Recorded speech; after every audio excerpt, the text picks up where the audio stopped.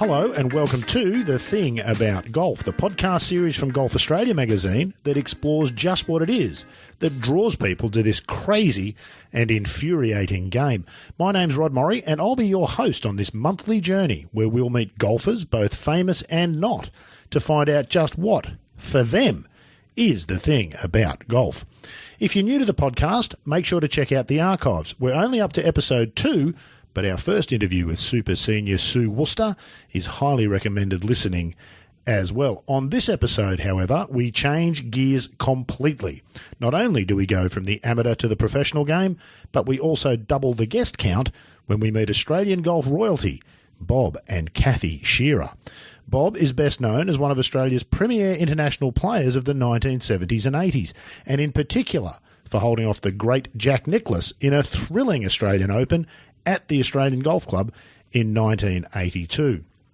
Bob's wife Kathie is probably less well known by the golf public, but within the game she is at least his equal in celebrity, as well as being widely respected and highly regarded for her work in media centres right across the globe. I caught up with Bob and Kathie at the Metropolitan Golf Club earlier this year in Melbourne, and I must say a very big thank you to the team at Metro, who always go above and beyond in these circumstances, and frankly are more than generous with their time and facility. So sit back, and I hope you enjoy a wide-ranging chat with two of Australian golf's finest, Bob and Kathie Shearer. Can I start by saying thank you, Bob Shearer, and thank you, Kathie Shearer, for agreeing to speak not only to me, but together. This is fantastic. Have you ever been interviewed together, the two of you? Kath? I don't think we have, although last night we were out for dinner with some friends, and Doc David Lucas, that caddied for Bob for a long time, when we told him we were coming here, he said, "Oh, of course you have." I said, "I don't think we have, you know. I really don't think we have, Rod." Which is, when you think about it, Bob... We've done a couple of stand-up jobs. Right, but just quick things. Well, oh, I see. So presentations like luncheons and things. The first time you did one at Royal Melbourne, remember you asked me to come? And all of a sudden it was a double act. It was pretty good. Remember that? I don't. I mean, it's a long... I do remember. 15 years ago, probably. I do remember just as you were coming to the end of your career, and I was a press officer there, and I had to interview you. I think that was at Royal Melbourne. That was a number of years ago. Yeah, no, the first time you had to interview me was at the Masters at Huntingdale. Oh, my goodness. Because I was leading or something, and I said, "Piss off." I'm going. I think you did. You probably and I said, "Oh, no, that doesn't work at all." We'll come to what happens when players try that on with you, Kath. I'm a bit surprised. Yeah, well, I know that. That's right. I'm a bit surprised, to be honest, Bob, because in truth, and I don't want you to be too humble about this, you're kind of golfing royalty. I'm trying to think of another couple that has the sort of stamp. We know that Jack Nicklaus has always been a superstar golfer, and Barbara's always been a big part of golf, but you played and you work in the industry, Kath, so it's an interesting one, isn't it, Bob? It is interesting, yeah. Well, as a few of my mates say, that Kathie used to be my wife, now I'm her husband. When did that happen, Bob? Can you remember the date? About 25 years ago. Let's go back. But I've never thought of it either, but it is interesting. It's a different one, particularly with the role that Kathie fills, and we'll come to that shortly. Mm. How did you meet? Bob, you tell me how you met first, and then I'll get the proper story from Kath about what really happened. Well, we met, I think it was Bournemouth in England. Mm-hmm. I was playing with Ian Stanley in the Summary 4-ball, it was, on the European, well, it was the British tour then, and there was a British hardcourt tennis championship in Bournemouth. So all the Aussies golfers went to the tennis. I was on at the same time. Yeah. After you played, we went to the tennis to see the Aussie tennis players, and vice versa. They came and followed us around. And, well, Jackie Newton wasn't Jackie Newton then. She was Jackie Butterworth. And she was Kathie's boss. They were Piccadilly, was it? Piccadilly there? We were Piccadilly girls, the naughty cigarette girls, but Jackie was going out with Jack. Jack Newton. Yeah, so we had dinners and went out and so forth, and that's where we met, basically. Are you saying, Kath, that it's Jack Newton's fault? No, well, actually, what I'm saying, Bob has left out, as you said, just the finer detail there. Indeed. You tell us what really happened, Kath. It's just as he said, that there were tennis players, Aussie tennis players, actually Ray Ruffles and Bob Carmichael, and they were all around. Jackie had just started dating Jack, and it was her birthday, and she had a birthday party. So Jack invited some of his mates, and Jackie invited some of the girls, the cigarette girls, and Jackie and the few close friends had a dinner, and afterwards there was a bit of a party, bit of a dance and a bit of a, get together.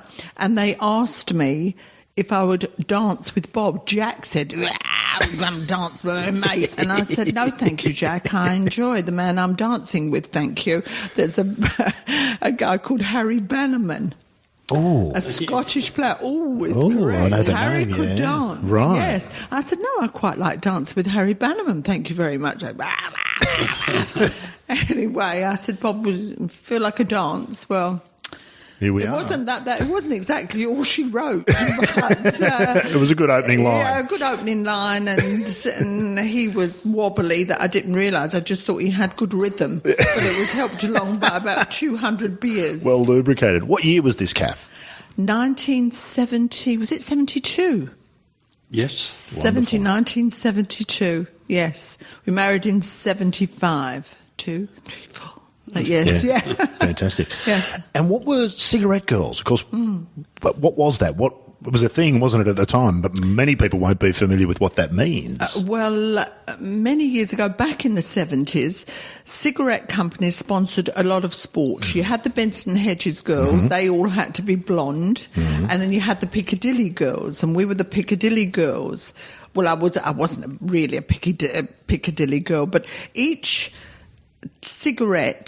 one sponsored a different sport. So Dunhill was show jumping and sailing. Piccadilly was golf and tennis. And they put a lot of money, these cigarette companies, into sponsoring sporting events.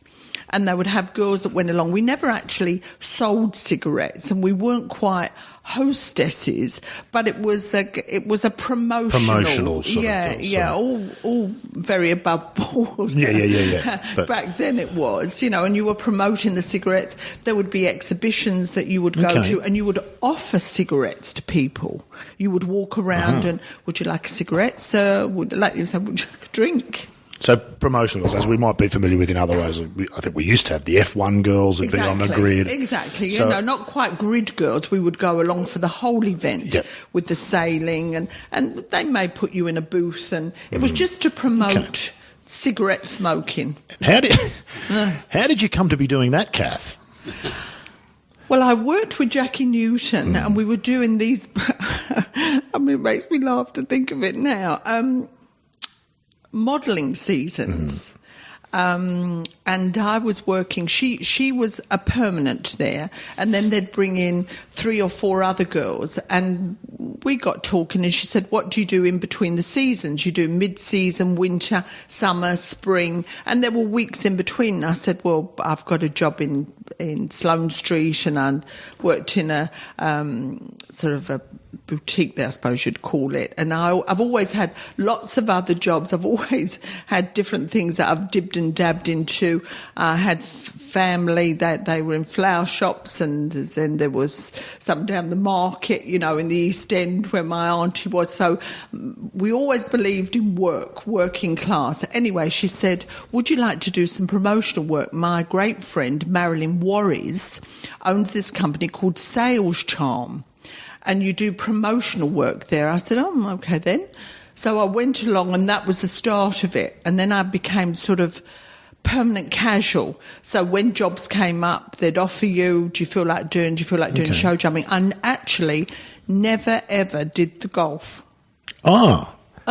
So you were never at the golf where Bob was playing? I was never at always the at golf. Different events, other sports. Always at different events, always at... The highlight for most of the girls wanted tennis. And the tennis players. Never appealed to me at all. Right. So I'd get the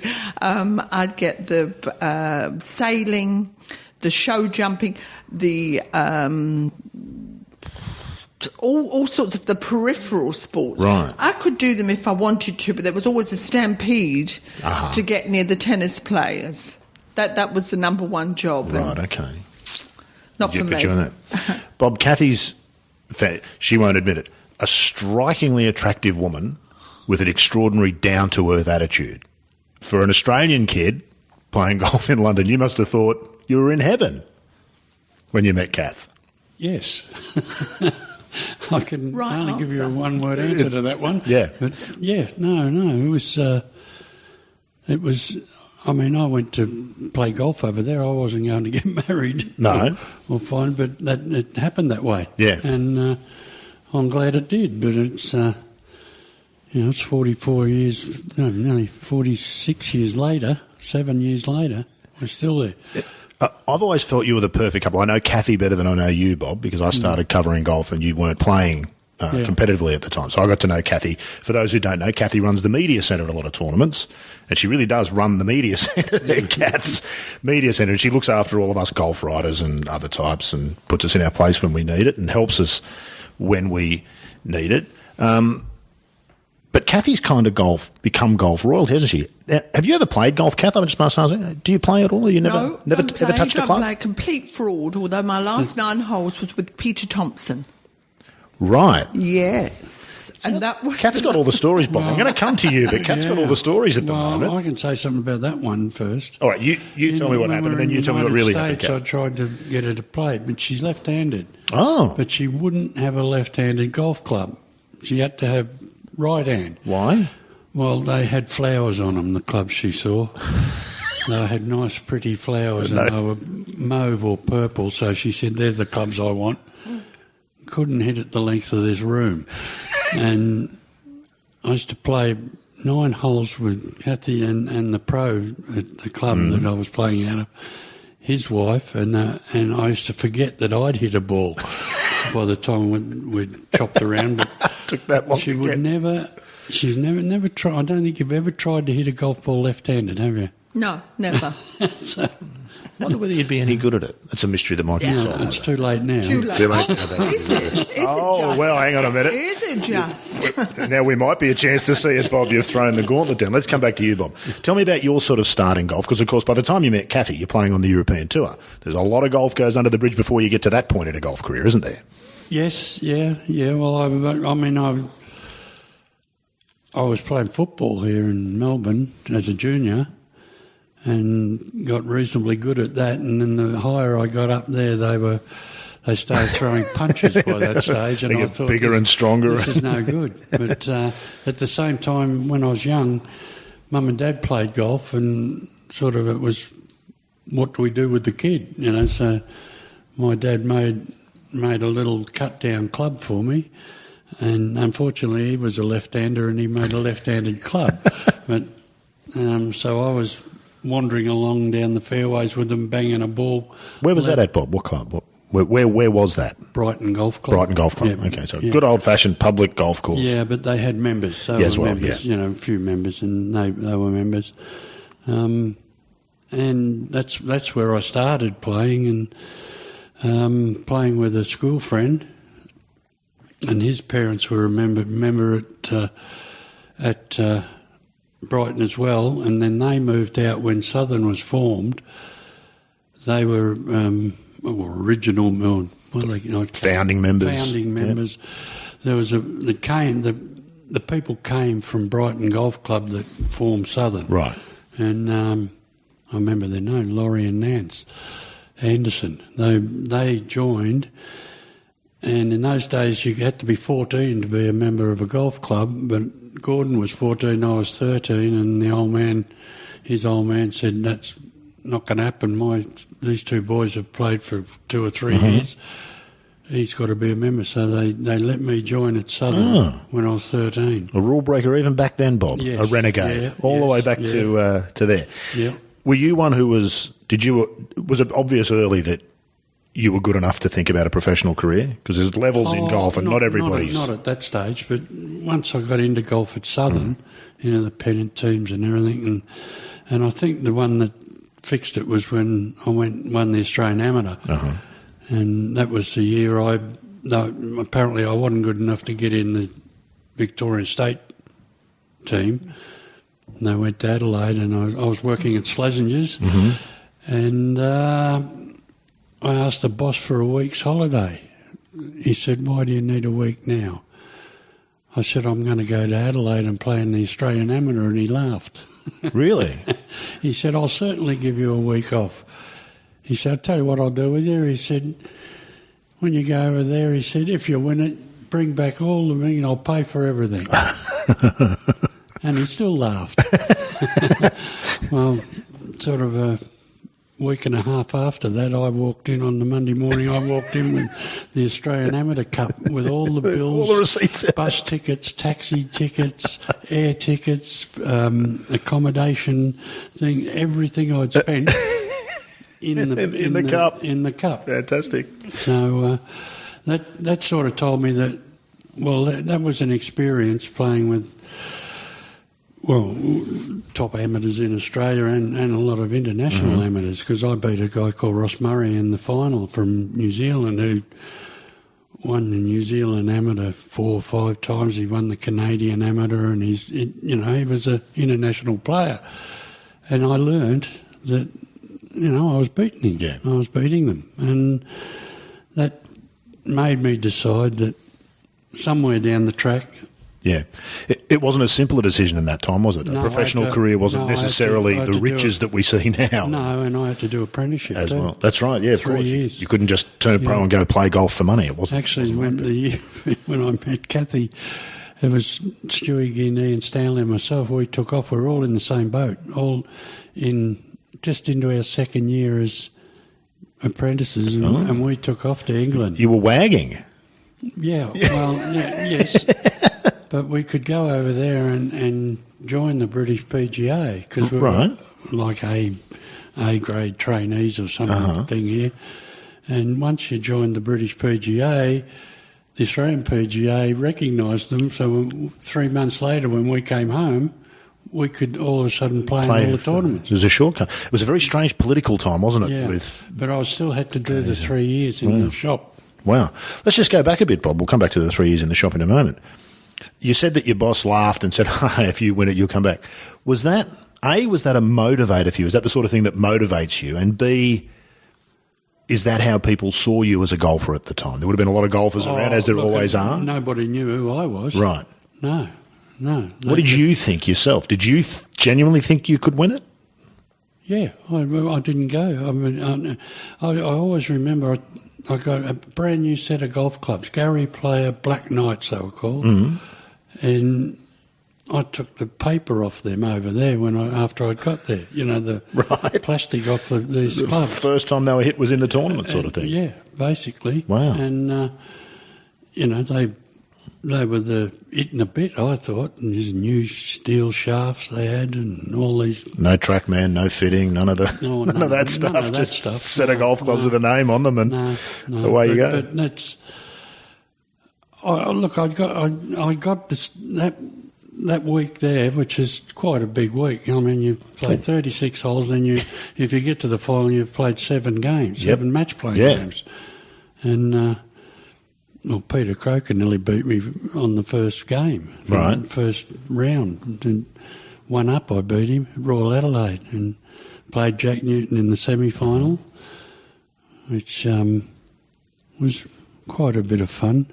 But once I'd won that, things changed. Within yourself and from outside? Amateur golf was bigger in Australia then. Yes. I got back page of papers and all that.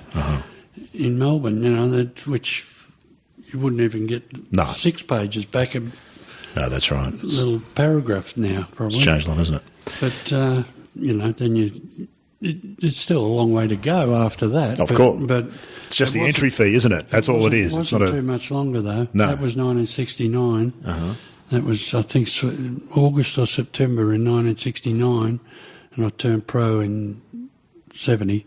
January. And met Kathie in 72. At that point, you couldn't tell anybody. No, that's right. That was the other thing. We forget that these days, don't we? If you made the statement, you were neither one nor other. So I had to keep it quiet. Yeah. But the captain at the golf club kept it quiet because he wanted me to practice in the pennant. Times have changed so much, haven't they? Well, that's unthinkable these days, He isn't could it? put me with anybody that he thought was... I'd play them in a practice game, saying he thinks, I hope this bloke can play, but he knew I wasn't going to be playing, and he announced it on the day they picked the team. That you'd That I'd signed the papers to and be turned pro, professional. but- What were the papers? What papers did you sign? You had to sign PGA, PGA, membership, yeah, right? Applying for a traineeship. 3-year traineeship, and then he immediately got it done that I made me an honorary member or the touring pro or something like that, so I could stay at the club. Yeah. And then I got the traineeship was with Harold Knights at Southern anyway.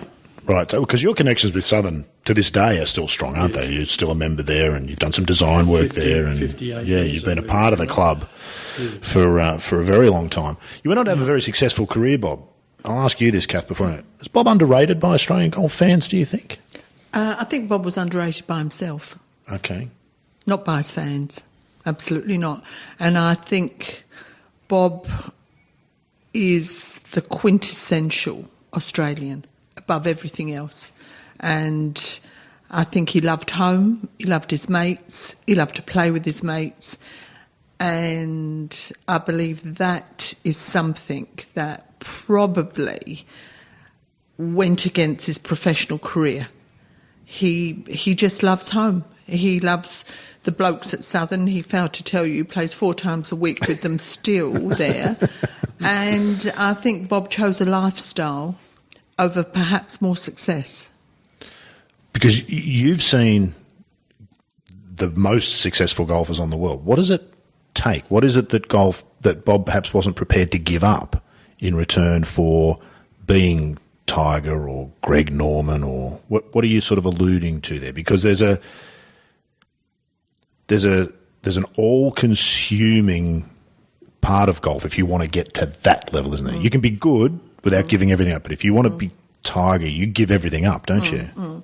I think it's absolutely true. Of course, times are very different now, but I can still remember years ago the great players then. You know, it was in the Tom Watson era. Of course, Jack Nicklaus, it goes without saying, and Barbara, that was a whole different ball game. But those with the A game, their wives, they even back then, they sort of surrounded themselves with the team. We never heard that years ago. The first person that I ever heard say my team was actually Paul Casey. Oh. But even back then, you know, Tom Watson would travel with Bob Murphy, and Bob Murphy wouldn't let anybody get near Tom Watson. You know, I've always been an observer of it, because not being a player, not really knowing. I mean, I thought Arnold Palmer sold umbrellas and Jack Nicklaus was the name in the shoes that you bought, like hush puppies. Both of which are true, Kath. Absolutely. Just happened to be sideline businesses. I remember Barbara Nicholas told me once that in Japan they had mattresses with Jack Nicklaus's name all over them. Instead of the ticket, it was Jack Nicklaus. She said, I did think it was rather strange. A little confronting, isn't it? A little confronting that everybody's laying on top of Jack Nicklaus. But Bob was different. The hold on Australia, the hold on his mates was as important as the wins. Okay. I mean, we lived in the States, and when we were there, it was business to a degree, but Bob has always, you know, given it everything he has on the golf course. In fact, Jack Newton used to go mad because he always said, Bob doesn't practice. He just doesn't practice like we all do, and then he goes out and shoots 69. How's he do it? I said, I couldn't tell you, Jack. But he wanted a whole life. He may disagree with me. Well, I'm about to ask him, so we'll find out. Yeah, and I don't think he was prepared to give it all up. And move and say, this is where I live, and I'm going to, you know, get a slight American accent, and that's it. He always wanted to come home. He always wanted Australia. How did you feel about that then? Well, as a sideline, I married, and as you know, I'm from London, and Bob promised that, we would spend 6 months in England and 6 months in Australia, or even longer, because the European tour there wasn't as it is now, obviously. So it would be 8 months there and the rest, the 4 months back in Australia. This was the deal. We were going to still live there. We, lived with my mum there, and, this was the plan. And I can remember we married in the January the 10th, and he was playing in a tournament at the end of the month, where it was at the beginning of February. It might have been the Masters. I can't quite remember the tournament. No, it wouldn't have been the Masters. It was too early. And I heard him say to somebody, "Oh, yeah, I'm going to try for play in the States." I tell him, my head nearly swung off. And later I said to him, "What do you mean you're going to try and take?" He said, "Yeah, I think I'm going to qualify." I said, "Well, when did this happen? When did this all come about?" Anyway, he went to the States. What year did you go to the States? We went to the States, yeah. Together as a team, as a united front. When was this? What year did you qualify? 76. Okay. 76. So we were married in 75. And by 76... all bets were off. All bets were off, and the goalposts had changed enormously. They'd become very small to me and very big to Bob. And we went to... The qualifying was at Baytree. But you got 2 weeks before that, I got an invite from Jack Nicklaus to play in the first Memorial tournament. Oh, right. Wow. Okay. And we went there. Yeah, you can't say no to that. And that's when I thought 2 weeks after that was the tour school. Oh, so you thought, I like it here, I might have a go. Well, they used to have 2 tour schools in those days, June and November. So I got to play 4 rounds at Memorial, fortunately, to acclimatise to America a little bit. And then we went down to Myrtle Beach. We went down to Myrtle Beach, and I must have been the only person there that wasn't really mithered, whether he got a card or not. I thought, they're all watching the scoreboard. You're looking at the watch. Can we go yet? He won the qualifying with Woody Blackburn. And at the same time, Myrtle Beach said, "Would you like to represent us?" Well, you can have the loan of a condominium. You can stay here if you put Baytree on your bag. Okay. And really, that was the start of it. It's kind of all laid out for you there, isn't it? It's hard to say no to that, isn't it? It was laid out, and free then rent. it was You're in America, you're playing the tour. I was playing the tour. You're a wag. Not exactly, but didn't even know what that was. No, and actually, when Bob did qualify, I was still there, and they said, "You can come to the tour school. You can come to the education department of it." The person that sat next to me, they didn't allow me to be with Bob. The person that sat next to me was... Morris Hatelsky? Morris Hatelsky, one side I had, and the Walrus... Craig Stadler, the other side, and we all qualified together. It was the most amazing thing. Failed to tell you had to do 3 days of schoolwork. Of actual paperwork, actual exams, and what sort of things? Oh, rubbish. Well, I don't think it was rubbish. Anyway, I mean, Craig Stadler did it 8 times before he passed, but the first question was Mr. Jones, Smith or Brown got up at 7:30, 8 o'clock, got his black and blue suit or whatever, and went through to him going to work and then coming home again. And there's 3 ways of it. And it was half a point for a correct answer out of 20 things.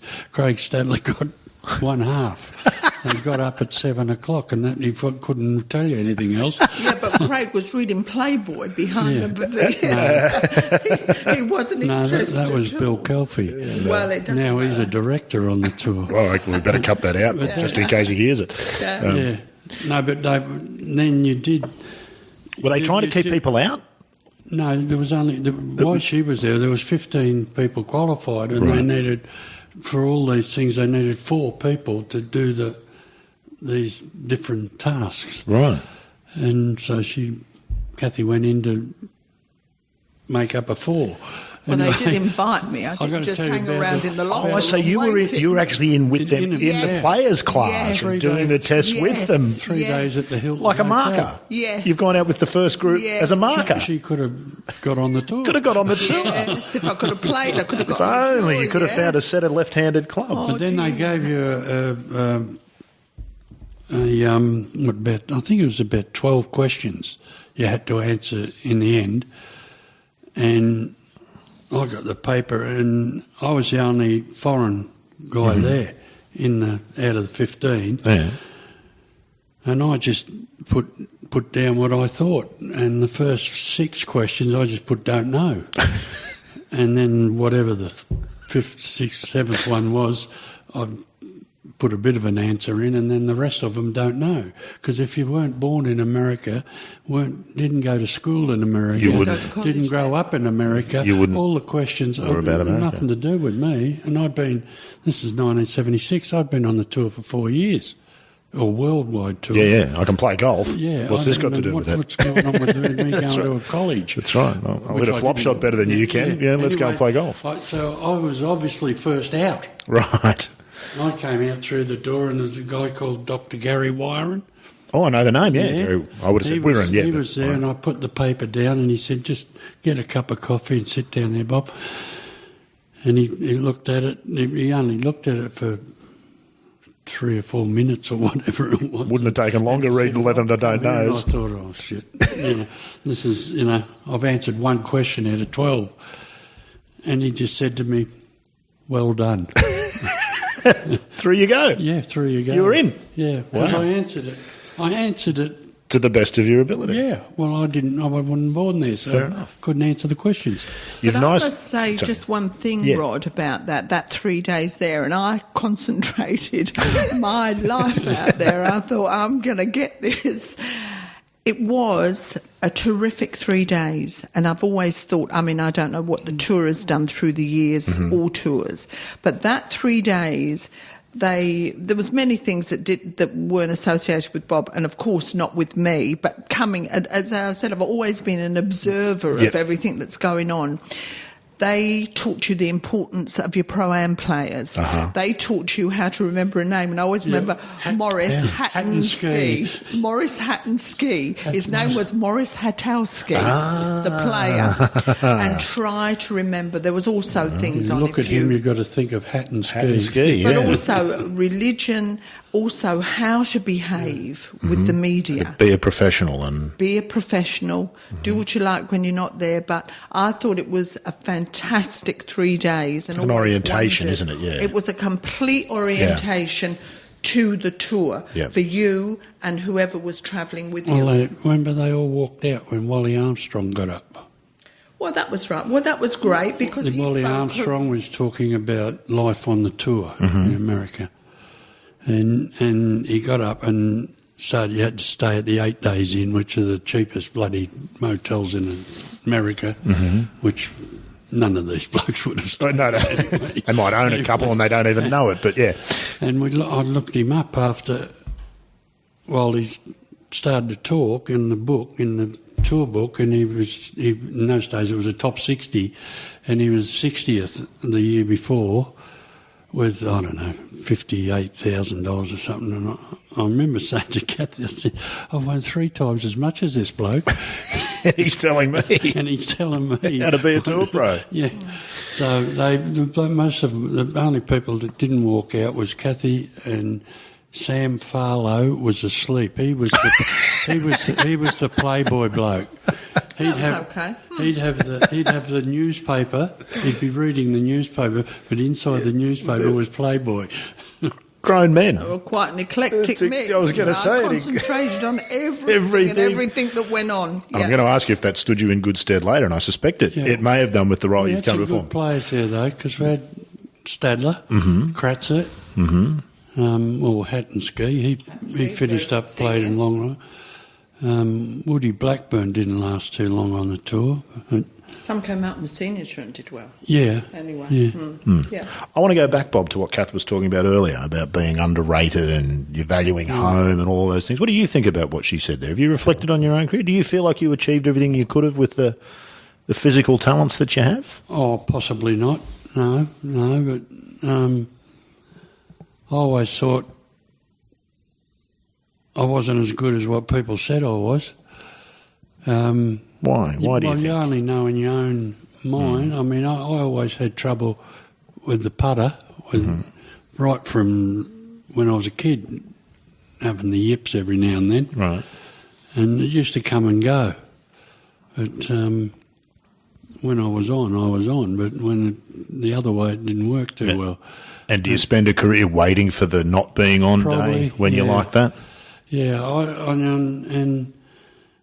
mean, Peter Thompson once told me that I was always too aggressive. Mm-hmm. He said, you'd win a lot more if you thought a bit more about what you're doing. Mm-hmm. But I couldn't do that. I had to have a crack. You could only play your own way. Yeah. It's the same thing that we say about Mickelson, isn't it? If he just learnt to, but he wouldn't have won as much as he did either. I looked at it in the fact that they said you would have won a lot more tournaments if you'd have played conservatively, but I don't think that's right. I wouldn't have won the tournaments I won if I had have been playing conservatively. A lot of them. You never would have been there on Sunday to have a chance. No, but it's funny how you go in ups and downs. I mean, I got in stages where I didn't think I could miss a shot. Mm-hmm. You know, you'd get 2 or 3 weeks like that where it just all came together for a while. You know, a few times I've won twice in a row on the tour, which is, you know, not many people do that. No, that's right. You know, one of the hardest things to do is to back up, isn't it? Because it takes a lot of energy. People don't realise it. There's a lot of energy involved in. I mean, I remember when I won, what was it, the airlines tournament in New Zealand. Kathie didn't come over, and she said, "What are you doing?" I said, "I'm going down to Wellington to play in the New Zealand Open the next week." And she didn't say it, but she thought, well, he's won. He won't do any good that week. And he'll be home. Well, I won the next week as well. So that sort of thing. And then I remember playing a Pro-Am in between those two tournaments. They were not a Pro-Am. It was a Pro-Am at Palmerston North. Hooked all us Aussies in to have a game in this Pro-Am. Yeah. I mean, I played on a golf course I'd never seen before and shot 63. Wow. That day won the Pro-Am and then went to Heritonga and won the New Zealand Open. So it was that sort of run, and then it could be 2 weeks later I couldn't hit it for some reason. Anyway, and Newton... I was glad Newton said that about no practice, because I used to practice. Don't worry about that. Yeah. I don't think there's any good players really. That Bruce Litsky might be the only one who genuinely didn't practice. No. All the rest do, don't they? Even if they don't. Yeah, even then, I practice. Don't worry about that. And that's it. You know, 400 balls a day at Southern, 200 in the morning, 200 in the afternoon. Sometimes 9 holes in the middle. Yeah. But that was great that people didn't think. They thought I had a drink. They thought I didn't practice, and then I beat them. And they thought, how did this go? How did he manage to do that? How did he manage to do that? It's a funny game, golf, isn't it, Bob? I don't think us recreational players can have any understanding of what it's actually like to be a professional, to be on the back nine of a tournament, an important tournament with a chance to win. It's a world that very few people get to step into, isn't it? And there's no textbook for it, is there? No, and it's all different every time, and if you look at these blokes out there, I know that they're nervous. Mm-hmm. They're human. They can't stop nerves. But that's when that happens, that's when you can control them. I used to love to get like that feeling, because I know it's important. You concentrate more, you're more on, you know. And I remember hearing Tiger say once that the reason he plays is for those moments when the pressure's so great that your eyeballs are sweating. That's what he craves, is to be. And I think there's two responses to that, isn't there? There's most of us, which is, I'm not up for this, I don't want any part of it. And there's those who are like, bring it on. It's the give me the ball guys, isn't it? Yeah, it's a confidence game, though. Yeah. You know, I've got a reputation for holding putts on the last green. And because people used to say it all the time, I used to walk on the last green and expect say, I'm not going to miss this. That's amazing, isn't it? Yeah. You know, whereas VJ sings the opposite. And Peter O'Malley, people have talked them into being bad putters. Yeah. There was nothing wrong with their putting, probably. They just got talked into it. Yeah, but they talking about me. Fantastic. You thought that way then, in the end, you know. And you hear it enough times, don't you? Yeah. The footballers hear enough time, they're gods, they start acting like one. What do you do with the 10-foot putt that's worth $10,000 or whatever it is on the last green? I said, what do you do? What do you do? And they said, you get nervous and all that. I said, why? There's only two things that can happen. right. You can get it or miss it, so why get nervous? One of my favourite quotes, someone was quoting all the stats about distances and how far from the hole and the percentage of make, and someone said, listen, every putt is a 50-50 proposition. It's either going in or it's not. It doesn't matter whether you're 60 feet from the hole or 2 feet. There's only two outcomes. Why complicate it with all the rest of it? And they say the ones you leave short never go in, neither do the ones that go past. No, that's exactly right. Anything that's finished past the hole hasn't gone in either. That's absolutely true. I want to come to, because I could talk to you guys for hours, but we don't have all that time. So I want to come to, I'm going to guess one of your proudest moments, certainly the one you're remembered for mostly here in Australia, Bob, which is the 1982 Australian Open. Yep. You, of course, won the tournament at the Australian. The clubhouse had burnt down 5 weeks before, which I'd completely forgotten about till I watched the highlights this morning. That was its 100th anniversary, and the clubhouse burnt down on the 50th as well. So if you're going to be around the Australian at the 150 mark, don't hang around the clubhouse if they're hosting the Australian shortly afterwards. Tell me firstly some of your memories from that week. I've got some specifics I want to ask you about, and then I want to get Kath's sort of memories from that, because it must have been amazing for you, Kath, to be there as well. So you start, Bob. What do you remember? Well, the first thing I remember was getting drawn with Jack Nicklaus the first 2 rounds, which took me saying that I didn't like the golf course. I couldn't say that. That's right, he built it. He'd just redone it. Redone it, yeah. But I think that playing with him was a different deal, because it made you concentrate more. I didn't want to make a fool of myself in front of the best player in the world. Well, he was my hero, you know, and I'd been fortunate to play with him in Australia when I was the Australian amateur champion and a couple other times before that. So you knew him? I knew him. You knew each other? Yeah. Well, you'd been to the memorial 7 or 8 years earlier. I went there every year, but he invited me to the first one, and I wasn't a US tour player, you know. So, and we had dinner with him in Barbara one night, just the 4 of us over there, and that week, and we had dessert at a Baskin Robbins sitting in a gutter and blokes tooting the horn and saying, they never said "G'day, Bob," they said "G'day, Jack." G'day, Jack. And whoever it is that you're with. But playing with him sorted me out straight away. I was on. Right. You know, I wasn't going to mess up. You weren't playing with your mates. It wasn't a bit of fun with Jack Newton or Ian Stanley? I mightn't shoot the best score, but I'd carry on properly. Proper business golf. And hopefully hit a few good shots to show him that I can play a bit. Yeah. Just on that, that's interesting, isn't it, Bob, that other players can be affected by some players like that, isn't it? I think Tiger's got that kind of thing, where those who play with him want to impress. There's not a lot of players that other players are like that with, is there? No. They've got to be pretty special to get that response. No. I've got to say, Jack Nicklaus is something else. He's by far the best player and bloke that golf's ever had, I think, or that I've known. Yeah. He's done amazing things for the game, hasn't he? Yeah. Right from inviting somebody who's not even a US Tour member to be a part of his tournament the first year. And it's probably because I played with him here in Australia. Yeah. I think I won the Order of Merit. And just recognising the international nature of the game. Well, he was a traveller. He came here. He went to New Zealand. He played all over the world. There's a lot less of that these days. Yeah, well, he was one. I mean, he wanted his tournament to be international. Yeah. You know, there was quite a few blokes that weren't regular, weren't on the US tour. You know, English guys and South Africans or whoever, and me. And and he'd invite them because he knew they could play and deserved a spot to play. So you played with Jack for the first 2 days. What was it like? You obviously played well. We know you went on to win. Yeah. Well, I suppose that's the big thing in the first day on the 15th when I hit the bunker shot and I thought it wasn't in the bunker, and I just went. I didn't hit it hard, and I wasn't going to show temper. I just disappointed that I didn't get it onto the green.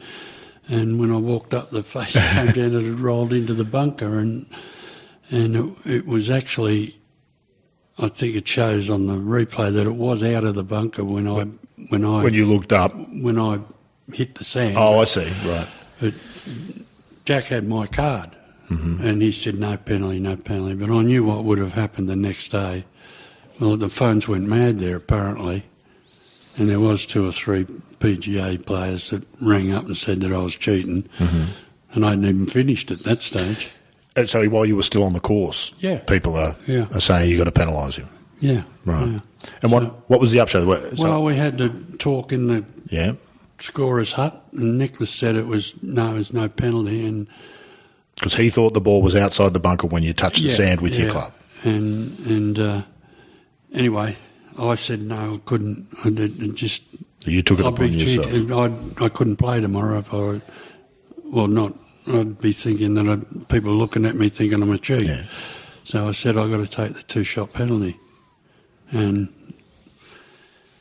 if things happen from that, I won the tournament and I took the 2-shot penalty. So is it one of the great things about the game? We often hold it up in golf, and we know that not everybody upholds the rules, etc., etc., etc. But is it one of the great things about golf that it instills in people a notion of, I'd rather take a penalty I don't deserve than possibly be seen as having an advantage I didn't deserve? Well, hopefully at that level it does, and at the best amateur level and club level or whatever, but you're not going to get everybody at a club doing that.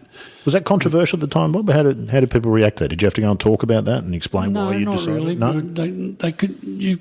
I shut them all up by taking the penalty. Taking the penalty. There's not much left to be said, I suppose. No, and I do know 2 of the pros that called. Right. We might. No, I'm not. I won't. When I turn the record button off, you can tell me. It's not.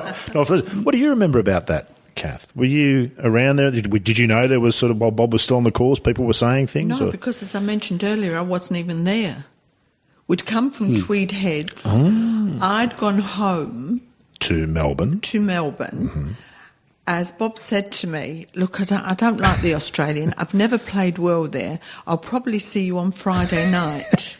So I was actually in Melbourne, and no one was more surprised than I was when Bob was playing well. When he took the 2 shots, I thought, oh, God, well, he's made the cut. And it was really that. And then on Sunday, I thought, oh, my goodness. And I started doing some gardening, which I don't like and never do. But I thought, I can't sit here and watch this. Are you a nervous watcher? Do you find it hard to watch? No. Or did you find it hard to watch Bob? Yes and no. I've always been good at just looking around and watching everybody and watching Bob. I've always watched him, and if I'm there, and I suppose I'm a little bit sus, as I'll never stand as he's putting towards me. I'll always kind of stand to one side. So the position that I put myself when he's on the green, I do. Is it nerves? It was business. And it was his business. And I could be there. Bob, I always knew if Bob played well, because he didn't want to come home. And if he played poorly, then he'd be first in the door. And it's still exactly the same. You were talking about golf itself, and it is still a fascination to me this day, not only with the pros but with the amateurs.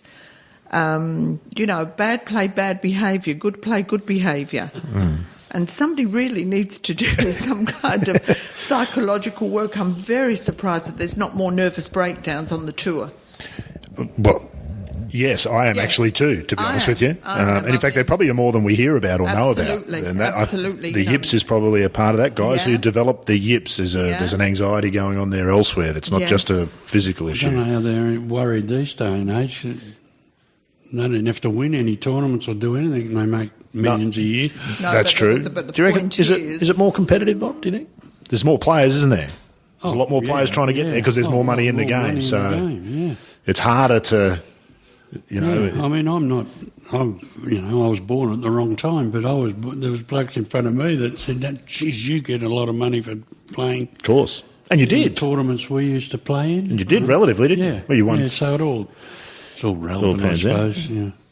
I think the pressure now is to keep on the tour. That's right. Once you're on it. And I think that Jeff Ogilvie made a very good point this year at 13th Beach when they interviewed, when I was... there with him, and I was not actually interviewing him, but he was sitting beside me and we started speaking about it, and he made a very relevant point that he'd left the tour. He said, and it's very, very hard to leave the tour. It is one big luscious party going on, and you don't want to get off that gravy train. Big travelling circus, isn't it? It's a big travelling circus. Everything is laid out for you. Yep. where you eat, what you do. You know, there's hundreds of thousands of dollars, many hundreds of thousands of dollars before you even hit a ball. Yeah. Everything's stuffed in your locker. Yeah. Everything's done. You really don't know what's going on in the world. You don't know. All you've got is this kind of bubble, this 8-star bubble. He said, and it's very hard to push your way out because it's a wonderful place to be, and it takes a lot of strength, takes a lot to get in it. But once you're in it, you don't want to leave it. No, that's right. Very different. I always remember playing in England. They'd give you 3 balls for the week. Wow. and so, well, what if I lose them? But the 3 golf balls, and then when we first went to America. The first, I can't remember which was the first tournament I played, but it was somewhere on the West Coast. And, I mean, I'm a nobody. Just got my tour card, nobody. Opened the locker and things fell out. Balls and shoes and shirts and gloves and you name it. The locker was jam-packed. America's always had that, hasn't it? Yeah. It's always been that in professional golf, much more so. The European Tour is much more like it now, but America's always been that, hasn't it? That whole Ryder Cup thing where the American players were always treated like stars, first class, and the European or the English and Irish team, they'd have to catch trains to get to the course, and there was always that difference. And, of course, the other irony of it is, Kath, they're all multimillionaires, and none of them ever have to put their hand in their pocket for anything. They're the only ones who can afford anything at the places where they go, and they're the only ones that don't have to pay for anything. And they don't. Oh, absolutely not. Oh, they absolutely don't. And unless it's all laid on, they won't be there. There are great stories. Well, unless the car shows up, they're not even going to the dinner. I mean, they're philanthropic in what they do, and they produce a great big book on the US tour on how much they give away. And all pros are required to do a pro-am or to go to the hospital and to see children. But you better have that car revving out the front with a chauffeur sitting in it, or no chance. Because, of course, you've seen that other side, haven't you? We'll come back to the Australian Open, Bob. We only left that at round 1. You haven't even got to round 2 yet. But we'll come back to the Sunday because I think it was probably a pretty big day in your life and career. Has that changed over time, Kath? When did you start sort of working in the golf industry in that media role, being the liaison between the players and the press in a lot of ways, and that media? When did you start that? And have you seen many changes over those years? Yeah, that was, I mean, here or in the States, are you speaking of both? Yeah, where was the first time you did it, and how did that come to be? The first time that I did any media centre was 1989, and Bob came home mid-year and he said, "I found you a job." I said, "Well, I don't exactly want a job. I've got 2 small children." "No," he said, "this is going to be good for you." He'd played with Graham Marsh in Japan, and Graham Marsh ran a tournament, or was running a tournament called the Coca-Cola Classic. He did everything from providing the hats to the shirts, all Japanese.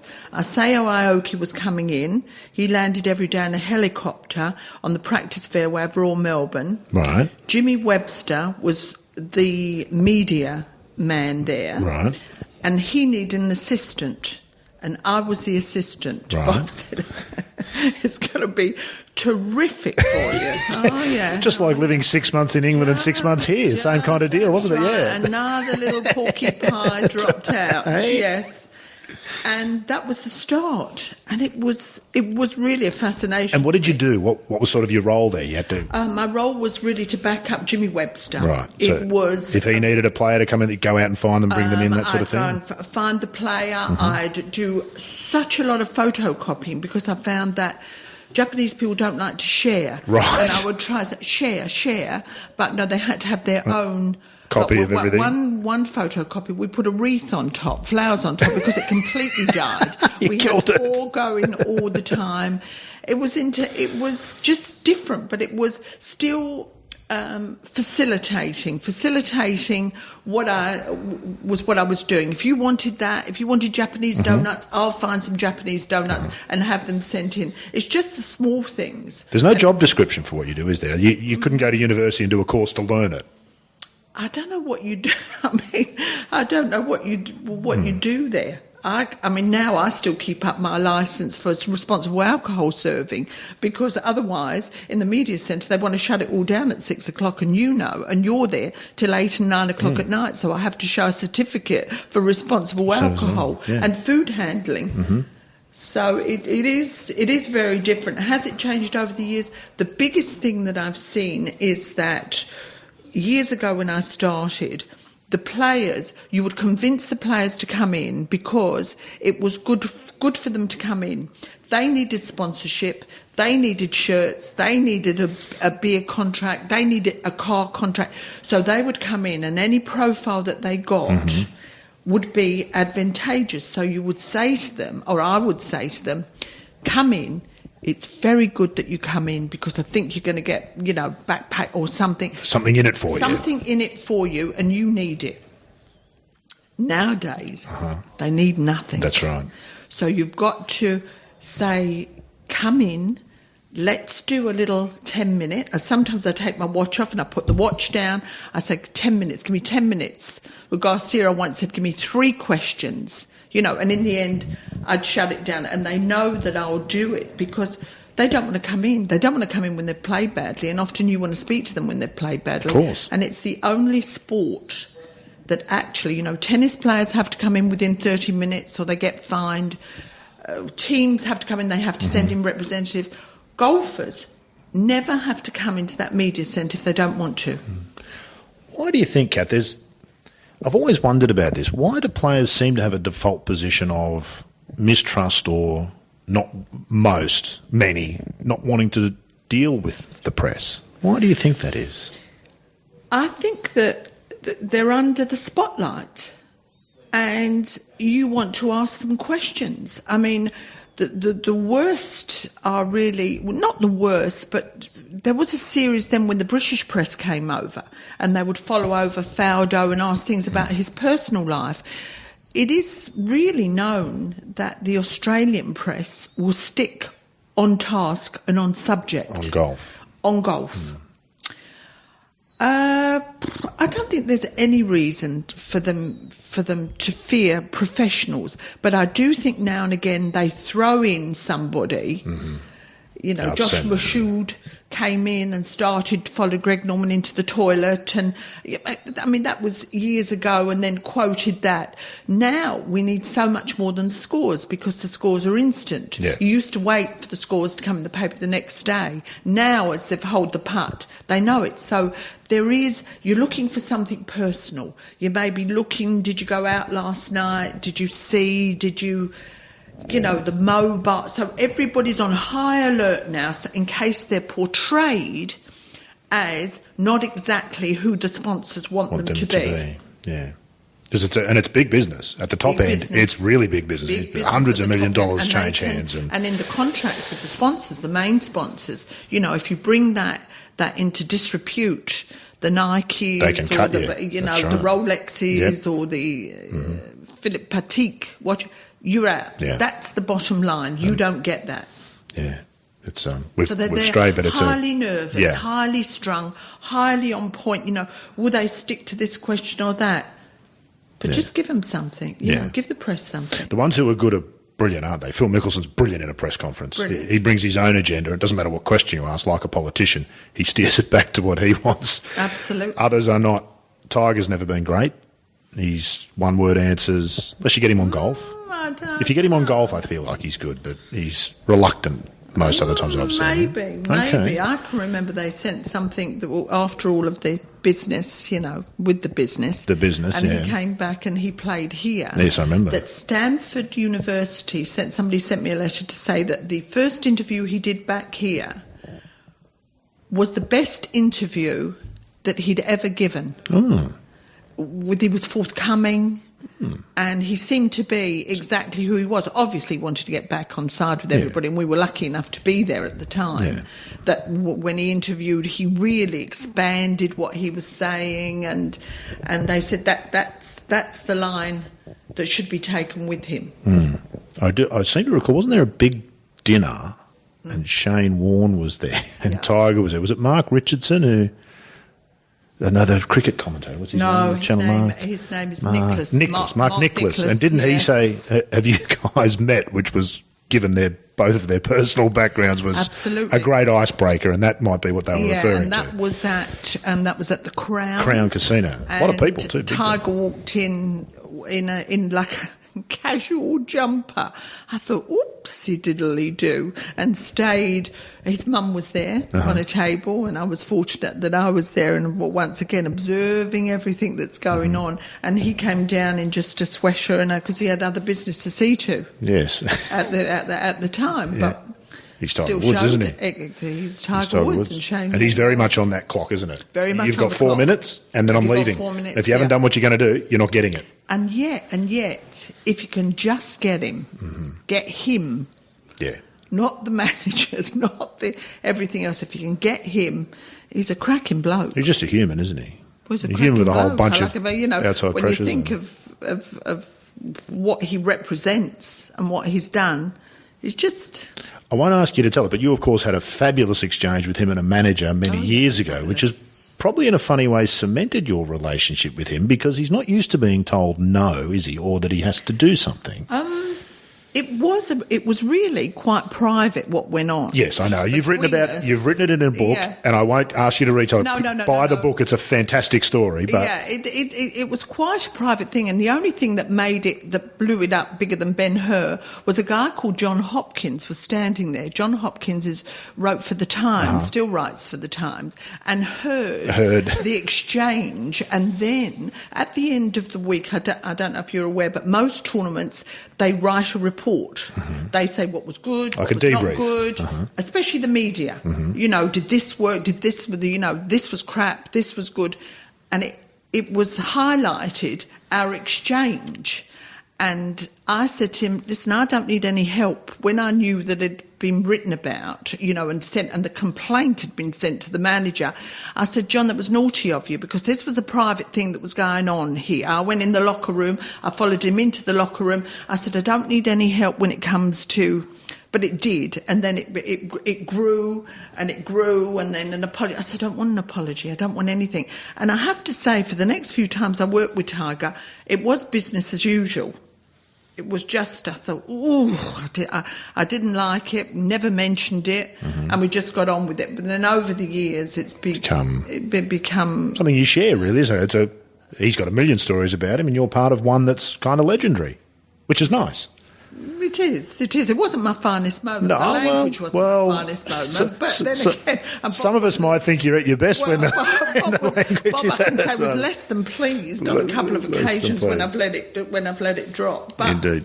I'll put a little link in the show notes so where people can find the book and read the story, and it's well worth reading. Let's come back to you, Bob. We'll talk about Tiger and some other stuff. Go back to the Australian Open. Tell me what you remember about the Sunday. You played with Nicholas the first 2 days. You didn't play with him on Saturday, but I think were they 3 balls on the Sunday? You, Jack Newton, and Jack Nicholas. Yeah. Yeah. I was fine with names. Yeah, that's right. No, Jack, you're away, Jack. Hey? Was Payne Stewart on the last round? No, he played with Jack Newton and Jack Nicholas. Payne made a bit of a run. Stewart was there, yeah. Newton had about 85 or 86. Not sure. They didn't mention him on the highlights, so that's possible. No. He didn't get much of a run. He had an awful day. Awful day? Yeah. What do you remember? We all remember the last hole, I suppose, remember being a big deal, but... First, 13 holes. First 12 holes. I had not missed a shot. And I had not made a putt. Right. And it was getting to me because I was playing better than him. I was still in front, but... And then You were 2 shots in front at the start of the day, if I recall. And I was sort of like that, I think, at the 12th. And Nicholas hit, I always remember he hit a shot to a foot at the 12th. And I thought, shit, I can see what's going to happen here. I've outplayed him for 12 holes, and he's going to come home with 4 birdies. He's going to Nicholas me. Yeah. On the 13th hole, the short par 4 up the hill at the Australian, the green's different now, but it had a big hump in the middle of the green in those days, and he put it there. Yeah, that's right. His hump. Just accepted a left to right shot beautifully, did it? Yeah, probably. Well, that's what I hit, but the pin was behind this hump, and I hit the shot in, and it hit into the hump and spun back, apparently. Anyway, I've got about I suppose 30 or 40 footer there, and I hold it. I mean, I'd had 10 putts of 15 foot and maybe less for 12 holes, and now a hole less. And I think he made a par, I'm not sure, but then the famous what happened on the bloody 14th when... With the photographer. He fell out of the bloody tree and I whipped it straight into the... chipped it out, and when I hit the shot to the green, I hit it all right, but I wasn't real happy with it, but I didn't hit it... I knew I didn't hit it with a lot of spin, but it landed nicely and ran. Straight in. Pitched it in for a birdie. And he walked past me and said, "Give us old fellas a break, will you?" That's what he said. And then, you know... Back to the mic there for me, Bob. Oh, sorry. No, it's okay. I thought, I've just got to try and hit greens from now on. Yeah. Well, we both double bogeyed the 15th? 7th. 7th. Yeah. That's actually a funny thing. Kathie was taping it, and the tape ran out at the 16th, and then she retaped it when I was on the 18th. So you missed it. The double bogey doesn't exist in the Shearer house. Doesn't exist. Fantastic. Nicholas had one too, so it doesn't matter. You missed that one too.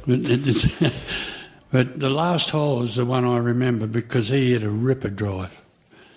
And then somehow I snuck one past him. Nailed it, and it was about 15 yards past him. Mm-hmm. Then I know he hit a 1-iron over the water onto the green, right up the back. And that's when I had the argument with my caddy and the head marshal. 4 in front at the time, Yeah, I think. 4 and in the front. head marshal, Bob Wilson. Oh, really? Yeah, he was the head marshal. He told me to lay up. So they were counselling common sense. No, I said, Lawrence, he gave me the yardage and he said 135. I said, what? 130, because we're working. For those not familiar, the 18th Australian is a par 5. Yeah, with water in front. You've got to carry the water to carry it on the green. You can lay up to the left. 135, he said. And I said, what do you mean 135? He said, boss, we lay up, then we pitch it on and 2-putt and win the Australian Open. And what straight went in my head was that, yes, I lay up and then hit it in 3 times and lose the Australian Open. Really? So what you really thought on the 18th fairway? I didn't say anything, but I thought about it. And Really? I thought, there's no way I'm laying this up. I said, I'm talking to myself here. Jack Nicklaus has just hit it to the back of the green. I'm 15 yards. I took a 3-iron. I said, I want a yardage to the front of the green. Because I knew if I could hit that 3-iron and hit land, I didn't care where You'd it be went okay. after Yeah, that. that's right. As long as it was went in the water, you drop it on the edge, I 3-putt and win. Yeah. So it's not as hard a shot as people think it is, but still, it's the best 3-iron I've ever hit in my life. Yeah. I must admit. And it finished in the middle tier on the green. Knocked it into the heart of the green. It was. Yeah, it was the professional shot, wasn't it? The long iron across the water. I'm having almost a tug of war with the 3-iron with my caddy, and I've got the head marshal telling me to lay up. Probably half the crowd. Who plays off 22. 22, that's right. Yeah, that's what I'd do, Bob. But I suppose, Bob, we look at Jean van der Velde. Now, the number of shots lead might be different. Yeah. But look what happened to him. Yeah. He did exactly what you did. And everybody says, if his caddy had told him to lay up, that would have all worked out all right. Yeah, but as a player, the player knows, don't they, sometimes? I just walked off the plane going to the European Seniors Tour in London as he did that. And so I don't know the circumstances, but no, if I'd have had that man of lead there, then yes, you do lay up. You know, but not what shot through my head of laying up and then dumping 2 wedge shots in the water. What about bad thoughts, Bob? They must come to you, I suppose, mustn't they? We watch players on the TV, and they, as you say, they're nervous, but to us they look like they're in complete control of everything. But yeah, I think what extended my career a little bit was Noel Blundell, sports psychologist. Right. And he takes that out of you. How does he do that? Well, how did you come to see him? On what you're doing. What you're doing. You will not go near the ball until there's not a negative thought there. Right. You've got positive thoughts. That doesn't stop you hitting in No. the bad area. No, of course not. But you've got probably a 90 or more % chance of not doing it. But if you get that thought when you stand over it, stand back again. Mm-hmm. And, I suppose at club golf you could do it, but you don't care. You just keep going and that's why you got a whack it handicap. in the pot or the water, and then failed to get it out and all the rest of it. Anyway, that was not the highlight, but I played very well that week. And I think on the third day, I remember at the third hole, it's changed again now. There used to be a deep pot bunker at the back of the green there, a short par 4 over the water. Yep. Yeah. And they had the pin right up. It would have been 9 or 10 foot from the back of the green, right near the pot bunker. If you hit it in the pot bunker, you couldn't get it up and down. Dead, yeah. And defy Gary Player to get up and down.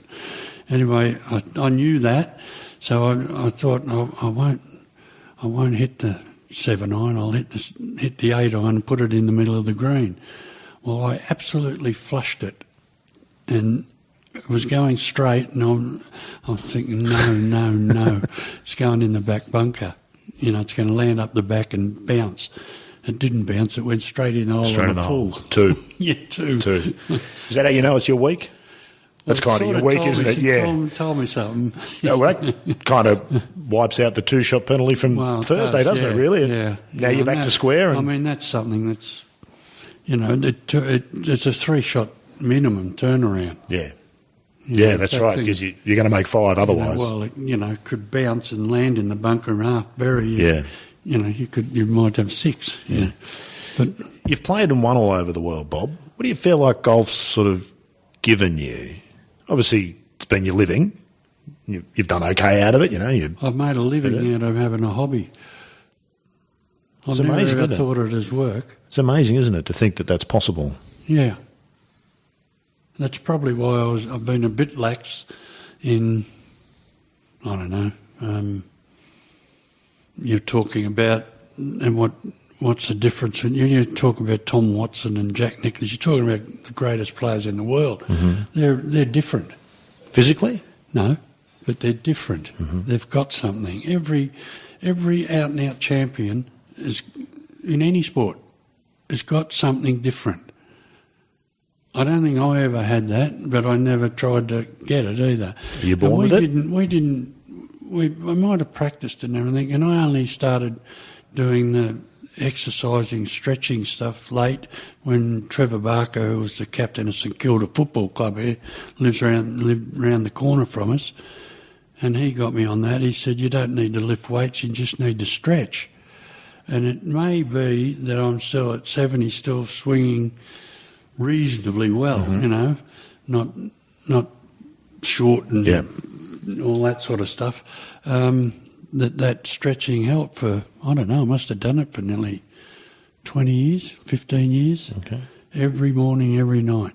Swinging the club itself every day would help too. Yeah. That's a form of stretching in itself, isn't it? Just continuing. And the other thing is, I have over the years I haven't had any injuries, major injury. No. You had the odd vertebrae and this and that. They're sort of a modern thing, aren't they? Yeah. The way they go at it now with the gym work and the big upper body strength and all that sort of stuff. Even me, when I went to a chiropractor, just from practice and playing all the time, they used to say your muscles down the left side of your spine are bigger than the muscles down the right side of your spine. So that's where you can toss a vertebrae out. Right. One's weak, one's strong. Yeah.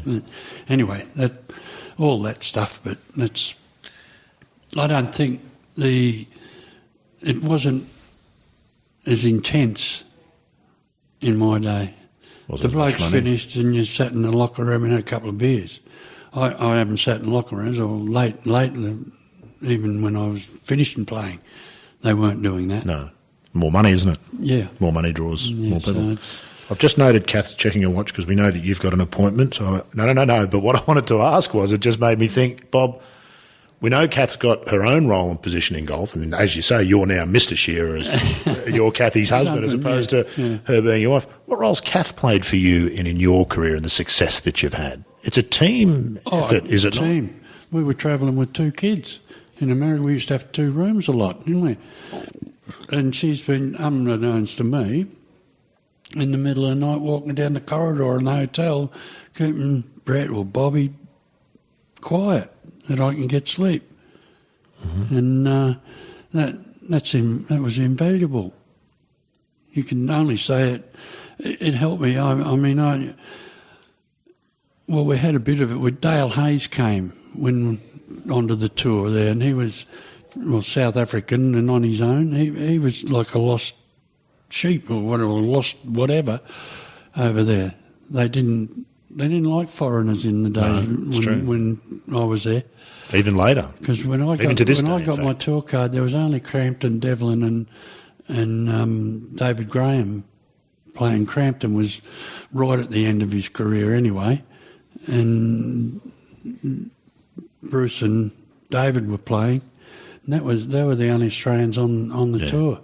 And I must say, David Graham and Bruce Devlin helped us enormously the first couple of years, or first year, where to stay, how to get there, what to do, all that sort of stuff. But it's all the important stuff, isn't it? The golf kind of takes care of itself. It's quite a different thing when you're going to places that you've never been. Yeah. And most of the tour that you're playing on have been there for 5 years or more. Yeah. You know? They all know it. They know where they're eating. They know where they're staying. They know what they're doing. So, what about you, Kath? What do you feel like has been? I know, because you're a strong and independent and wonderful woman, obviously, but do you feel you've had it roll with Bob and his career? Did you feel there was some way that you contributed, or there was a role for you as doing the things with the kids, as Bob says? How do you view all of that?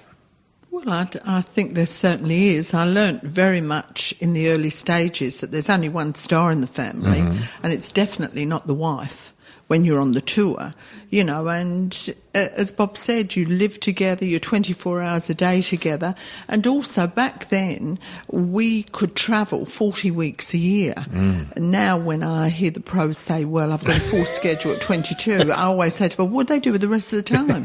Probably spend their money or buy cars. But make more money. we were on the road 40 weeks a year. 40 to 45 a year, you had to do it. That's amazing, isn't it? Yeah. And I look at these blokes now that they say, oh, he's got an injury, so he has 4 weeks off. Yeah. I mean, you couldn't do it. Couldn't take 4 weeks off. I mean, unless you had a broken arm, you had to keep playing. You just had to keep playing. Because there's good money to be made, isn't there? But you've got to keep your cards. And at that time, it was harder to keep your card, if I'm not mistaken. Oh, yeah. When did they bring in the 125? It was, when did we play? Probably... Was it 125? I'm going to say 2 or 3 years was the top 60 when I first went there, and then they put it to 125, which I think made it a bit easier. Well, Jack Nicklaus has said plenty of times, it's what creates mediocrity on the tour, is making it too easy to keep your place. Yeah, it was a fight. If you've got top 60. That's right. But in the early stages, Bob, there were 2 cuts. It was cut on a Friday, cut on a Saturday. Oh, really? And you could play Sunday and not earn any money. Yeah.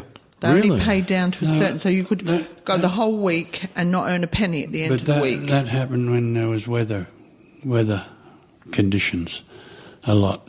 But there were 2 cuts, weren't there? Yeah, they went to 40 for the last day. Right, so 60 played, but only 60, 40 got paid, sort of thing, is that? No. Oh, they cut it to 40 for Sunday? Yeah, a lot of times. No, but you could play 4 rounds, 4 rounds and not get paid. And not get paid. And that was the players arced up with that one. Yeah. I was going to how do you reckon that'd go down today, Kath? Good luck with that. Yeah. You wouldn't find 40 blokes to tee it up Thursday if there was a chance of that, would you? And the opposite happened, that they paid the, whatever it is, the 15 that didn't play or didn't... Right. And they didn't play, and they got the same money as the last player got. Well, that's no good either, is it? Well, that's not a solution. The players arced up with that one. They wouldn't like that either. So all the blokes that didn't miss the cut or missed the cut got the same money as the last place. Well, yeah, that's right. Getting paid not to work. So the bloke had to play on the last day, and he got the same money as, could have been 25 of them that didn't have to play. Yeah. And go and do what they want. That makes no sense, does it? Even to communists, that makes no sense. You can't have a system like that. And they were going to try. Well, they tried it in Europe, the points system. What do you mean by the that? British, instead of money on an order of merit, it was points. Because the majority of players that played in all the smaller tournaments, all of a sudden the British Open and the British PGA and that were bigger tournaments. Right, so the blokes would make more money in them. So they they said, right, well, we go a point system, and I can't think of who was the guy that won the Order of Merit, but Brian Barnes won £22,000 more than the winner of the Order of Merit. No, you can't have that either. That stopped that one. Yeah. And then they wanted to do it here in Australia. It's hard, isn't it, Bob? Because you've got tournaments at different levels, and so it's a hard way to do it fairly. And as you say, the deeper fields you've got, and the more people who want to go and play, the more difficult it is to manage who gets to play. Because in golf, you've always sort of had 20-odd players who are clearly the best. They're in the category. Yeah. Then you've got 100 blokes every year fighting for those other 100 spots, and there's 500 below fighting for the same 100 spots trying to get up. They were the blokes that wanted the Wollongong Open that was for 15 grand to get the same points as winning the Australian Open. Yeah, which is absurd. Unfortunately, it never got through. It's absurd, isn't it? It doesn't make any sense. As fans, Kath, they're all the things we don't look at, aren't we? But as a member of the tour family, you're not interested in, the number of putts you've taken, the rest of it, except as it pertains to how much you've made that week and where it puts you on this list to get in there. It's everything that's not related to the golf that's important to the players, isn't it? And their families, the keeping your card and all that stuff that fans never think about, do they? They just watch the golf on the day. Well, they don't, and they don't realise that, and I'm speaking of many years ago, you never quite unpacked your suitcase. You always left, there was always a layer underneath where you think, oh, maybe not this week, and... What's that like? What's the way to live? You used to sort of find out real quick about that, though. Yeah. you would sense that first day what was going on. Well, you would. I imagine you do get a feel, don't you? But what's it like, Kath, as a mum and a wife to live like that? You always wanted late early. Yeah. Always wanted to play late early. So you could be gone early. You could be gone on the Friday, and you knew. And I had a great friend out there called Margie Caldwell, who was married to Rex Caldwell, who's now married to David Hinson. Much better Rex choice. or Marjorie? Marjorie. Right, okay, so Rex and David didn't get married, Marjorie... No, just wanted to clarify. And because I've got such a strong accent, she would call up for me and asked, especially on the Friday, can you give me a score on Bob Shearer, please? And she was going to mention this. And she would phone up and see where Bob was, and I knew if it was time to start packing. And of course, years ago, Bob was a fantastic, orderly person, and he always carried an airline book. Every year you'd get an airline book, and it was every flight. Really? Yes, there were no managers. No, well, that's an app, isn't it? Before there was such a thing as an app, book. This was a book. This was a book that kind of an oblong book. And Bob always knew there was a Delta flight at 4, there was a United flight, there was a something, and he would sort of know where we were. And if he came in, he'd phone me when he finished, missed the cut, get cracking. And then it'd be the scramble to get going. Zip, I'm coming there, the car's waiting, be outside, and I had one or maybe two children at the time, all whipped up straight to the airport. No net jets. No. None of this. And nannies. Be there Could I tell you one opposite one to Absolutely. that? Atlanta, playing in Atlanta the first round. Doesn't matter what I'm doing, but I'm doing all right. She rang up to find out what I'd shot. Mm-hmm. And we rang the media centre to find out what I'd shot, because probably getting ready to pack or something. This is the first round. Yeah, that's right. Anyway, the girl there told her, as she was on the phone to the girl on the front desk, they were taking me past her. And the girl said, oh, yes, Bob Shearer, yeah, he's just gone past. He shot 9 under 63. And she went, no, Shearer, Shearer. Yeah, that got in the book by Peter de Bruyne. Peter de Bruyne wrote about the faith of the wives. So, well, this is a great one for you and a true story. But I did used to get often an American to phone up, so you know exactly where you sit. Of course, the worst was when you were sitting on the cut. Right, yeah, well, that's right, because you just don't know. You've got to wait. And then the next week, you had to try and pre-queue. If you missed the cut. If you missed the cut when we were first over there. So then you had to hightail it to... I remember you missed the cut, you were in the next week. That's right. And if you were on the borderline somewhere, you had to go and try and pre-queue on the Monday. So now we're looking at Friday. So if you had an early late, then it really was. You Nightmarish. couldn't get out on the Friday night. You had to get there on the Saturday.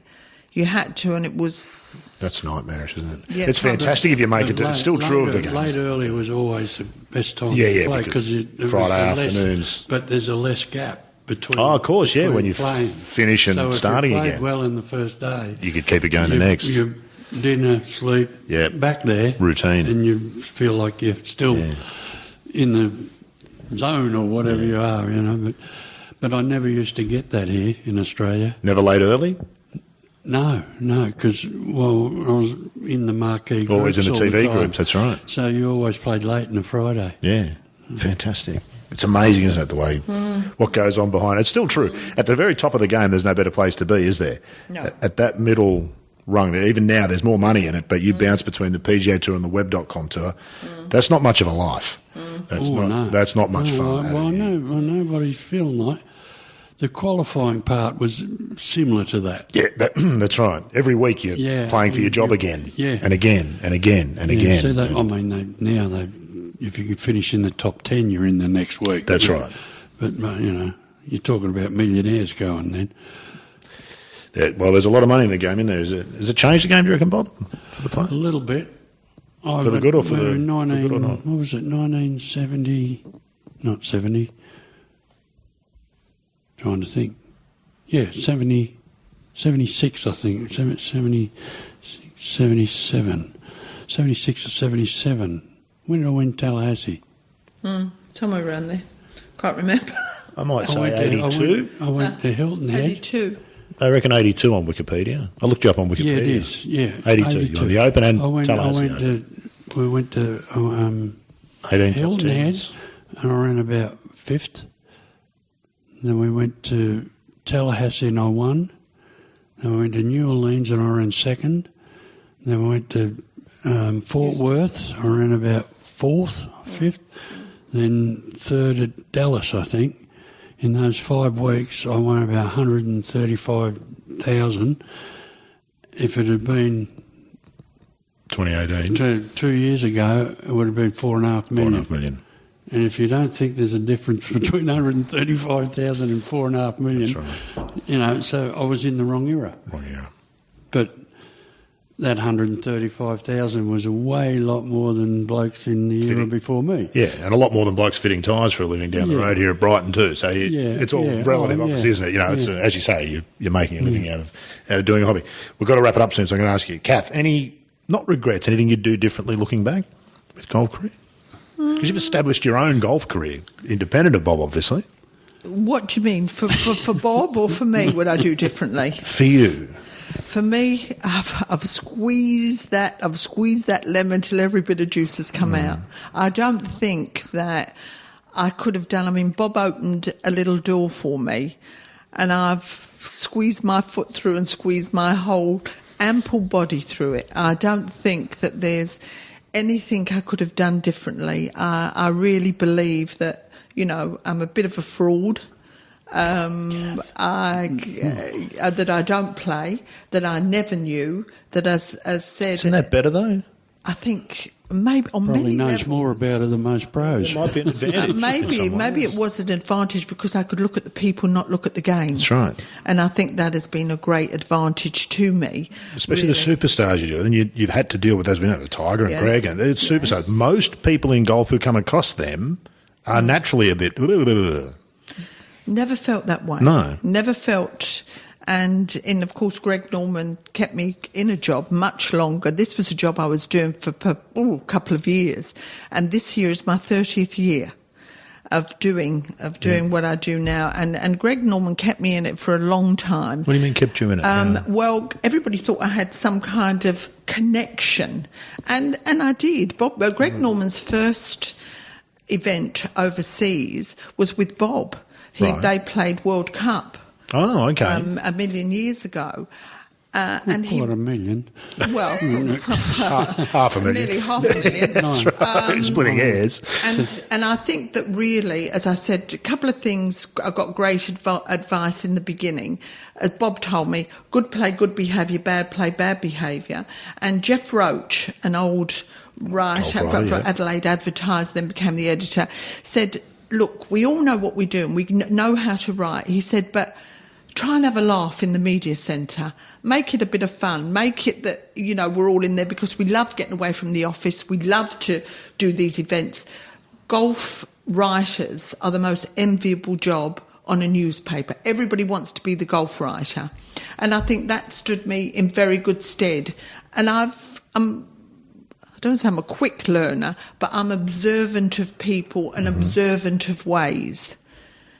But as I said, I can thank Bob for putting me in. I can thank a fella called Renton Laidlaw, a commentator, a Scottish commentator, who I knew even before I met Bob when I was a cigarette girl. And when I started in this business, I would go to him. I said, Renton, you know, I don't really know. No, Kathie, no. He said, no. And he gave me the most enormous confidence and said, you know, you can do it. You can do it. Out you go. I said, well, and he has been a wonderful mentor. Actually, this year he turns 80. Wow. And I'm going over as a surprise for lovely. him, July the 6th. I don't think he listens to the podcast, so he won't know that. It doesn't matter. I'll tell him to. But I've had a couple of wonderful mentors along the way that have assured me. That's true of everyone, don't you think, though, Kath? Nobody gets there without some mentors. I think the clever people do. In any industry. And I think also you have to give credit to them. And I think nowadays, perhaps the difference is, you know, I work with a lot of young people that I adore and that I love, but they're terribly quick to tell you they've done this because they're not connected with anything. And when you actually speak to them, you absolutely know that they've had a hand up along the way, and that's what we all need. And they haven't perhaps recognised it, because what you do has got nothing to do with golf, has it? What you do is people management. You could do that in any number of industries. You just happen to have landed in golf because of Bob. Correct. But it's a people's job. I'm really only a facilitator. I facilitate what you want, Rod, with the player. Yep. And if I think that I'm any more important than that, it all goes pear-shaped. I'm not convinced there is anything more important than that, and more so the longer we go on, because the gap between me and the player is only getting bigger. And the number of people between me and the player is only getting bigger. When you finally get to the player, they're fantastic people. They don't know what's going on between you before you get there, but you used to be able to get to a player without too much trouble. Now it's almost, there are some players you wouldn't even bother. Well, because they've got a lot of gatekeepers in between, and they earn their money by not exactly producing anything. You know, they don't produce a chair or do anything. They're there, and sometimes the biggest arguments I have with the managers, and one or two, I was Jay Danzy, I said, do you just come to the golf course to disagree? Do you just come here just to make problems? You know. How did that go down? Not well. But I said, you know, what do you do? Would you just change to tell me he's going to the zoo now and he can't do... That was when he was with Jordan Speed. I said, would you just come in the morning and think, well, let's change all the plans? And, you know, to a degree, Adam Scott's manager, who completely bypasses me, completely, and won't speak. And what are they doing? You know, we've got a format. They've got people that want to speak to them. And if they allow the player in for 5 or 10 minutes, you get the questions, it's done. And the day is over. That's right. Otherwise, we've got the chase, where are they going, where are they going to be, and then they want to know why the photographers are here or there or watching them out the hotel or standing there. Yeah. But they have to do something for their 25%. Exactly, and of course the players, when you finally get to Jordan or Adam, fantastic people, couldn't be more generous with their time, happy to do whatever you ask them to do. Absolutely. But you just can't get to them. Absolutely. Well, you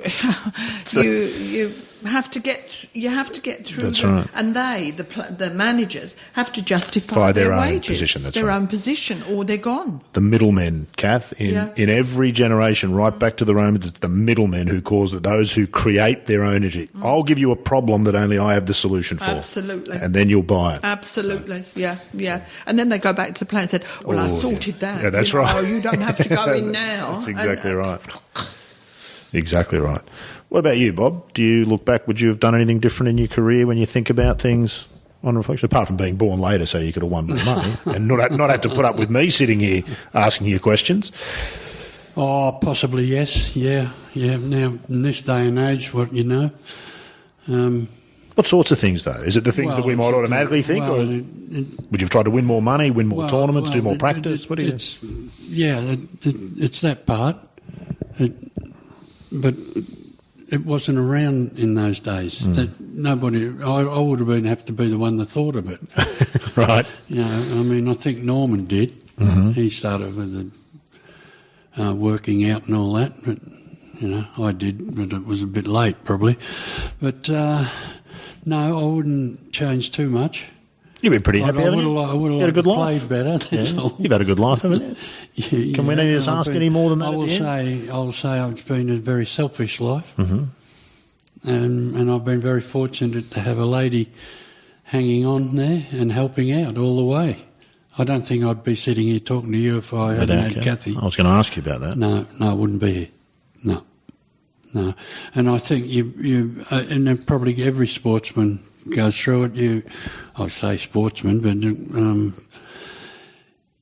I hated it when the career was finishing, and and you can't do anything about it. You could go and practice every day, all day, for 6 months, and it was not going to make any difference. Or he's going to get tired. But it's not a good feeling that you can't do what you used to do. And but that's life, and everybody goes through it. Every industry too, isn't it? Yeah. So, but other than that, isn't that what makes young people so annoying? I look at it and think, well, we've had a reasonable life. And I've done something that, as I said before, I didn't regard it really as work. Just a hobby. It was a hobby because when I'd played 10 weeks or whatever it is, or 8 weeks on the tour in America, or even here, then when you'd have 2 weeks off, I'd go and play golf. But there was two levels I had. I had the professional golf, level, business golf, and the having a hit and with the mates recreational, level. the social level. Yeah. You're off to play today, Bob, in about a minute's time, so we're going to finish this up. I'm all right. Who are you playing with? Who are the groups that you still play with? And what sort of... I know Peter Senior goes on a holiday every year with a bunch of blokes that play off 20. I find that staggering. Yeah, I'm playing with, blokes like that. Yeah, they're all cheats. And so they should all be off 10? Yeah, well, that's it. I mean, that's... I'm playing with our doctor today, Dr. Zanini, and I think he's off 21 or something like that. You must know pros who would find that as painful as having a tooth extraction without anaesthetic to play with 20 markers. Well, yeah, but I've grown up doing that, right. And I used to be one of them too. So they don't want to be a 21 handicapper. No, but they have other people. Well, he's a doctor, so he's our doctor. He's a local GP, and he's been there for 30 odd years, hasn't he? I guess. But isn't that the beauty of it? Isn't that something as a non-golfer? Yeah. Isn't that you can come in and you can enjoy it, and even though. It's the only game that these blokes could go and play against Tiger Woods and beat him. Yeah, that's right. You can't... Federer? How do you do that? How do you play with the Federer? That's right. All that sort of stuff. I mean, I could stand and let Roger hit balls at me, but it's not going to be much fun for either of us, is it? None will be going back, I can assure you of that. That's right. We went through that with Ivan Lendl in the years. Yeah, because he can play, can't he? He's a good player, and his daughter's a good player. At that stage, he was the fastest server or whatever. Stood there. Oh, you've stood there, yeah? No, not with a racket. I just stood there. I would have had no chance of hitting it. Can't see it. I didn't know where it was going anyway when it came down. It was, and they serve 50 kilometres an hour faster than he serves now. Yeah, he serve, but it's that that's golf, and I've got Sanini and I think a 15 handicapper and a 12 handicapper today, but that's the average. The average at a club golf is that's my 18 level. or something like that. That's my level. Yeah. And Thursdays are good days. There's 4 groups of us that play, and we mix around and everything. And Wednesday, which is a day that Kathie doesn't like because we have a few drinks on a Wednesday. Correct, more than a few. But there's about 36 blokes, and they just keep rolling them around. Through all the groups, yeah. Through the groups, and I was told by my lovely wife to play on Mondays. It's the old boys' day. I now qualify for the old... How old did you say you were? 70? 70. I'll be 71 in May. That's amazing. It's fantastic. And they play... Where'd you find a 40-year-old wife? True, yeah. She was in a pram. What you describe as a genuine love for the game, and you would see this as a non-golfer, Kath. It grabs a hold of people, doesn't it, in a way that's bizarre. It is such a love, and as I said in the beginning, that Bob is the quintessential golfer, and others have said, what's his other hobby? And through the years, we've made up different things. We were sharing a horse once, but it really is all lies. It wasn't lies at the time. He did, but there's been no other love for Bob than golf. I'll never not. I think of it. Why do I want to go and play golf all the time? Surely you played enough golf, Bob. I've been doing it 55 years, nearly 60 years now. Yeah. And I still can't wait to get there. Still get up in the morning. 3 hours later, I'm saying, what am I doing here? That's right. What was the old Seti saying? When I was young, I'd get to the 10th tee, I'd be sad because there was only 9 holes to go. Now I get to the 10th tee, I'm sad because there's still 9 holes to go. When he wasn't playing like he used to, would make him cry. I haven't even touched the service with you guys, but Bob, been fantastic. Thank you very much for taking some time. You're welcome, Rod. And Great Kath, to see you. Yeah, thank you. And Kath, thank you for both taking some time and bringing Bob here and taking him off to golf hours. But always fantastic to see you. Thank you, Rod. Always good to work with you, beside you, and for you. And I don't think we've ever got there, Kath. Now and again, you ask me a few crafty things, and you're a bit slippery. I can be. You can be, yes. I've never got away with any of it, have I? Not a lot. That's right. Not a lot. I've met my match. Thank you very much. Really do appreciate it. Thank you. I'm sure it came through in the recording there, but what a joy it was to spend some time with one of the game's great couples. I can't thank Bob and Kathie enough for subjecting themselves to that, and I hope that you enjoyed the chat as much as I did. On our next episode, we're going to change tack completely when we meet a man who never touched a golf club until he was in his 50s, and only then after he'd started construction on one of the world's top 50 golf courses. Don't miss our chat with Barnbougle Dunes developer Richard Sattler when we come back next month on The Thing About Golf.